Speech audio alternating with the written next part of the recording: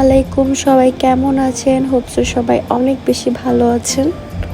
আমাদের কুষ্টিয়াতে মাত্র 50 টাকায় ফ্রাইড রাইস আর চিকেন, এটা কি বিশ্বাসযোগ্য? হ্যাঁ, এটাই বিশ্বাস করার মতোই কথা। হঠাৎ করে আমি আর সাদমান দেখি বজলুর মোড় থেকে এসে কাটাইখানার রাস্তায় যেতে যে হাতের বাম সাইডে একটা রাস্তা পড়ে, সেই রাস্তাতে এত সুন্দর চিকেন ফ্রাইড রাইস, ছোলা, তাছাড়াও ছিল পেঁয়াজু, বিভিন্ন ধরনের মুখরোচক খাবার এই দোকানে পেয়ে যাবেন। ওনাদের নিজস্ব অনলাইন পেজও আছে, আর অনলাইন পেজ নেম হচ্ছে দ্য পুডিং হাউস।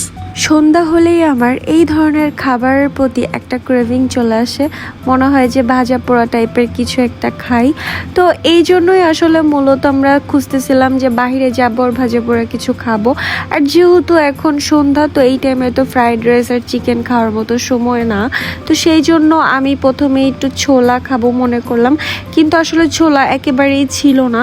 আর এই যে এই প্লেটটা দেখতে পাচ্ছেন, এটার দাম মাত্র 50 টাকা, মানে ফ্রাইড রাইস আর চিকেন ফ্রাই। আমার কাছে কিন্তু দেখে মনে হচ্ছে অনেক বেশি টেস্টি হবে।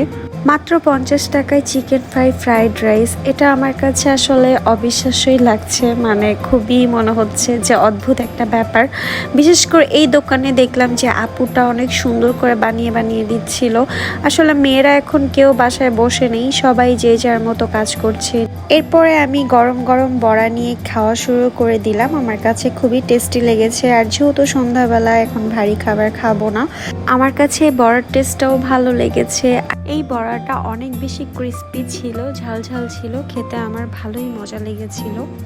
আর আপুটার হাতের রান্না আমার কাছে টেস্টি লেগেছে, মনেই হচ্ছিল যে প্রত্যেকটা খাবার আরো বেশি মজা হবে। আর দোকানে প্রচন্ড আকারে ভিড় ছিল, ভাজা পোড়া দেখলেই আমার মাথাটা ঠিক থাকে না। আজকে আমি আর সাদমান ঘুরতে রাস্তায় এই দোকানটা পেয়ে যাই কাকতালীয় ভাবে। আজকের ভিডিওটি এই পর্যন্তই। সবাই ভালো থাকবেন, সুস্থ থাকবেন, আর অবশ্যই আমাদের পাশে থাকবেন। আল্লাহ হাফেজ সবাইকে।